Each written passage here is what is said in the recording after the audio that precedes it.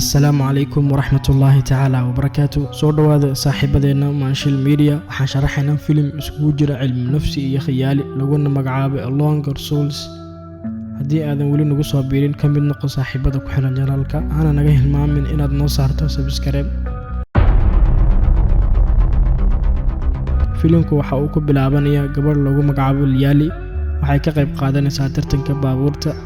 markii ay gaadho xariiqda dhamaad waxay bixinaysaa koofiyada waliba iyadoo ilmeynaysa. dhanka kale waxaan arkaynaa TV-ga waxa laga sii daayay suul oo la afduubtay kadibna meydkiisa la helay. sidoo kale waxaan arkaynaa Liali walaalkeed Aysam in la dhigay cusbitaalka waxaanay habeenkii dib ugu laabanaysaa gurigeeda. maalinkii xigtay Liali waxay sii wadanaysaa nolosheeda.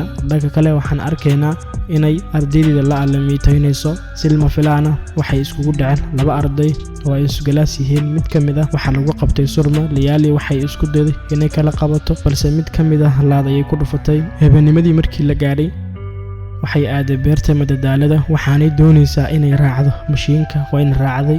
subaxii xigay way kacday balse qofna kumaysan arag guriga. waxaa la leeyahay walaalkeed ayadana waxba kama oga halka uu joogo. cidna lama xiriiri karto maadaama aysan u shaqaynayn wax ateena ah. waxaanay ka haysatay baaskiil wayna ogaatay in dadka xaafadda oo dhan ay og yihiin in la waayo walaalkeed. markan waxay isku dayday inay gasho cisbitaalka balse qolka markii ay soo gasho sariirta cidna kumaysan arag. dhowr daqiiqadood kadib waxay timi bannaanka waxaanay aragtay laba caruur oo la kala dhaho Jamila iyo Terry. waxaanay ku qasabtay inay u raacaan saldhigga booliiska. markii ay yimaadeen waxay heleen badbaadiyihii saddexaad kaasoo lagu magacaabo Doodji. waxaanay arkeen inuu gacmaha ka xiran yahay. isla markiiba waxaan arkaynaa Doodji oo ka haystay mooto.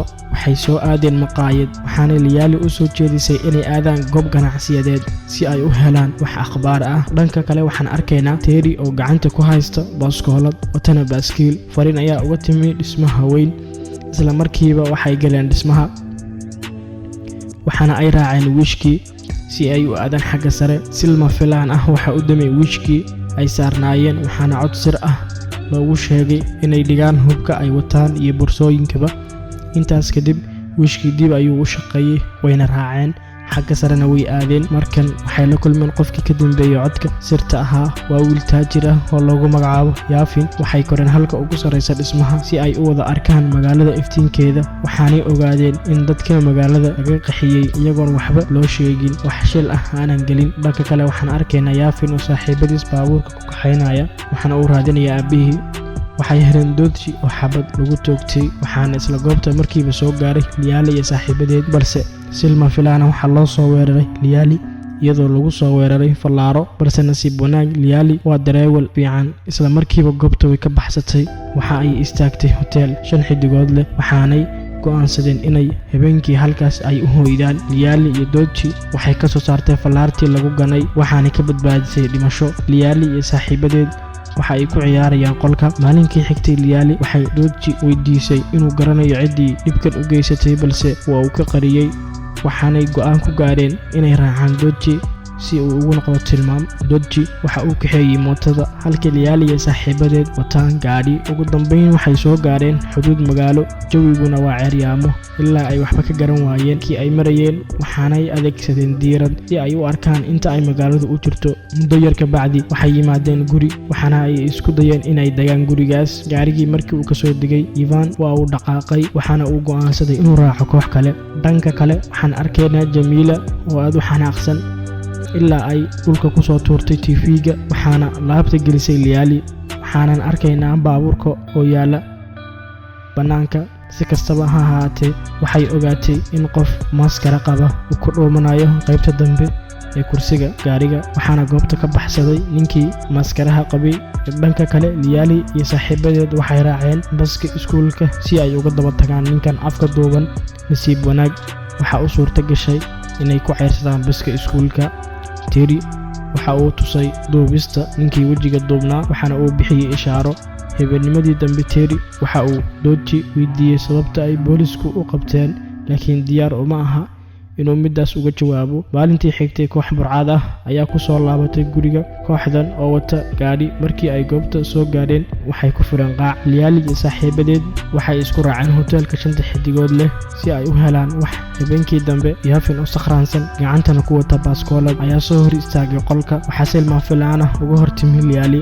Stillman ayaa soo muuqday oo daaha galay. Liali waxay isku dayday inay cararto waxaana ay gashay qol. Si lama filaan ah waxa uu gidaarka uga soo dhexdusiyay mindi. Dhanka kale waxaan arkaynaa qof xagga sare saaran oo arkaya Stillman oo ka baxaya hoteelka. waxaana goobta soo gashay diyaarad dronis ah. waxaana si qarsoodi ah diyaaradan droniska ah ay wala socotaa Jamila. maalinkii dambe Doji uu baxay halkii uu sheegay Yavin. Liali waxay raacday Doji waxaanay arkaysaa kaniisad duug ah. mana rumaysanayaan in ay dadkii ay raadinayaan ay joogaan kaniisadaas duuga ah. waxay si wada jir ah ugu dhaqaaqayaan kaniisadda. dhanka kale waxaan arkaynaa hoteelkii ay deganaayeen inuu ka kacay dab. isla markiiba dib ayay u soo laabteen. waxaanay ogaadeen markii ay yimaadeen hoteelka in la afduubtay Jamila. waxaanay arkeen diyaarad dronis ah oo ku dhex jirta hoteelka. Liali waxa ay go'aansatay inay dabagalaan diyaaradda waxaanay u horseeday inay aado dhismo cidla ah. waxaanay arkaysaa Liali iyo saaxiibadeed inay baadigoob ugu jiraan Jamila. Liali waxa ay go'aansatay inay gasho kaligeed balse waxay kulantay nafteeda halis geliso. waxaana gadaal kaga yimi nin kaas oo si xun u dilay balse nasiib wanaag Terry ayaa yimi waqtigii loogu talagalay. dhanka kale waxaan arkaynaa Liali iyo saaxiibadeed in ay gudaha u galeen dhismaha kaniisadda. waxaanay su'aal weydiiyeen qof jooga kaniisadda dhexdeeda balse nasiib daro qofkii ay wax weydiinayeen waxa uu noqday qof carabla. waxaanay doonayeen inay ka helaan wax macluumaad ah. Terry ayaa waxa uu ku arkay calaamadda uuna ka soo jaray. waxa uu saaxiibadii u sheegay inuu ka tirsan yahay kooxda Stillman. Liali iyo saaxiibadeed kamaysan tegin goobta ilaa ay helaan xogtii ay doonayeen. Liali waxa ay heshay warbixin in la toogan doono saaxiibka Doji. waxaana soo baxday in shakhsiga la soo xiriiray uu yahay shakhsigii afduubtay Jamila. isla goobta ay joogto waxaa soo gashay ceeryaamo waxaanay ka carareen goobta. daqiiqado ka bacdi waxay garwaaqsadeen in afduubuhu ku dhuumanayo goobta. waxaanay go'aansadeen inay halkaas si dhow Malaysia ku soo galaan. waxa ay aakhirkii heleen Jamila oo ku jirta sanduuq ka samaysan dhalo. bilowga filimka waxaa soo baxaya inuu yahay Saulus kan amraya Stillman oo dilaya Doji sababtoo ah waxa uu ku guuleysan waayay inuu wada dilo Liali iyo kooxdeeda. dhanka kale waxaan arkaynaa Liali oo u hanjabtay haddii uu hoggaansan waayo amarka ay siinayso in la dili doono ayada iyo asxaabteeda. si kastaba ha ahaatee Saulus waxa uu dejiyay xaalka. waxaanay arkeen Jamila oo rabta in laga saaro quraaradda ay ku jirto.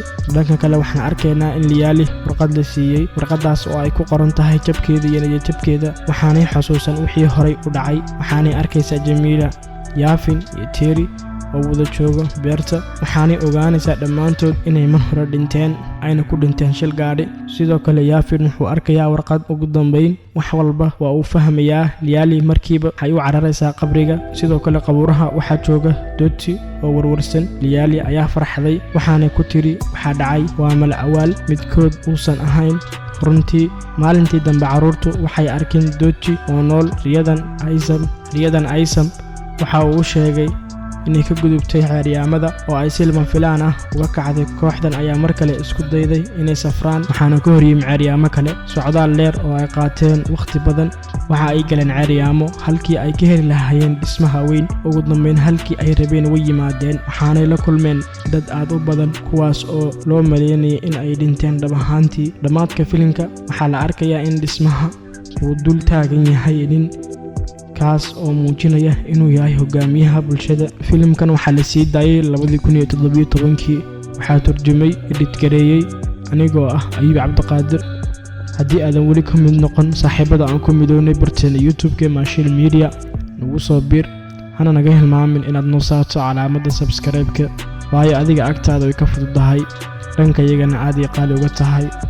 insha Allah waa intaan ku wada kulmi doono muuqaalka xiga. assalaamu calaykum waraxmatullaahi tacaala wabarakaatuh.